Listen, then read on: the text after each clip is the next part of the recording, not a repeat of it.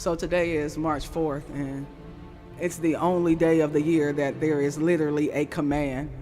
It's commanding us to move forward. It's commanding us to march forth. And maybe you feel like you don't know how to move forward because you're stuck in your past and you're stuck in an old mindset and things that were behind you. But let me help you to understand that when you're going forward, you don't have to know all of the details. You don't have to know how it's all going to work out, but that maybe you can just jump the hurdle that's in front of you. I remember going to my nephew's track meet, and I remembered that there was a line of hurdles, and I wondered how he was going to run and get through every hurdle. But what I began to notice as they ran and jumped the hurdles, it wasn't that every hurdle was right after the other, but that there was space in between the hurdles. There was distance in between the hurdles, that after he jumped one hurdle, then he had a chance to catch his breath and jump another hurdle. And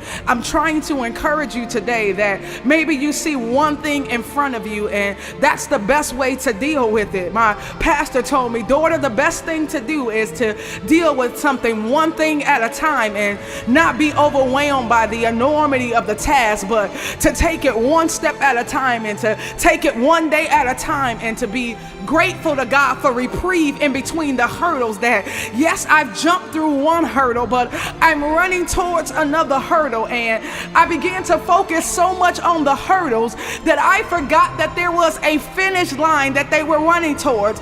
I saw all of the obstacles. I saw all of the things that were in their way, and I was wondering if somebody would hit the hurdle or if somebody would fall out because the hurdles was too much, or they were exhausted and tired and weary and they didn't have it in them to be able to finish the race. But the truth of the matter is that the space in between the hurdles gave them enough time to be able to recalibrate themselves and to begin to rethink, and how am I going to approach this next hurdle, and how am I going to jump, and how am I going to time my breathing and time my jump so that I jump at the right moment, that I get over the hurdle.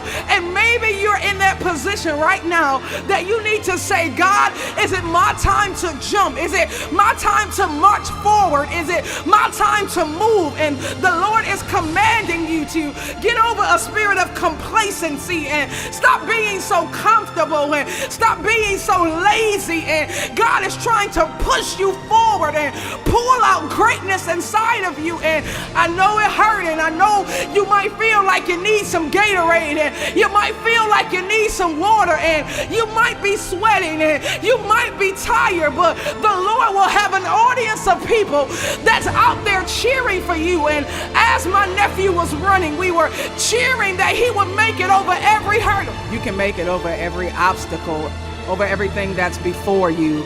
God has a host of angels that's rooting you on, and you have a support system that's here for you and encouraging you to say that you can make it even when you feel like fainting and even when you feel like giving up. We got your back. We got you covered. So be encouraged today to know that whatever hurdle is before you, don't get overwhelmed because you're running the race. Know that God will give you the endurance. God will give you the stamina. God will give you the strength to overcome the hurdle that's in front of you.